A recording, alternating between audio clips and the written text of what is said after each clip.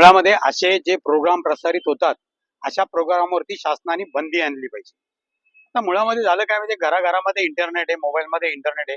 त्याच्यामुळे असे जे कार्यक्रम आहेत, घरात लहान मुलं असतात, महिला असतात किंवा इतर लोक असतात, तो प्रोग्राम चालू असतो. कधी कधी तो अवधानाने बघितला जातो किंवा लहान मुलं असे प्रोग्राम बघतात, त्यांचा जो परिणाम त्यांच्या डोक्यावर होतो किंवा आपण आपली संस्कृती, आपला महाराष्ट्र किंवा आपली परंपरा काय आहे याचं भान सुद्धा अभिव्यक्ती स्वातंत्र्याच्या नावाखाली जर हे लोक घालत असतील, त्याचा जाहीर निषेध केला पाहिजे. मी जाहीर निषेध नाही, यांना तर धडा शिकवला पाहिजे.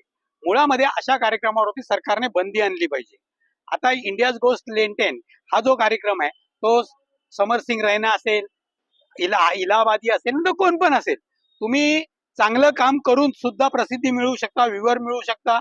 परंतु तुम्ही असे चुकीची कामं करून आणि बेताल वक्तव्य करून किंवा अशा पद्धतीचे कार्यक्रम प्रसारित करून नेमकं तुम्हाला साध्य काय करायचंय?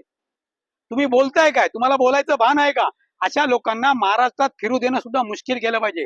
मी महाराष्ट्र नवनिर्माण सेनेच्या माध्यमातून त्यांना इशारा देतोय, असे वक्तव्य जर यापुढे त्यांनी केले तर तिथे त्यांना मनसे पद्धतीने आम्ही धडा शिकवू.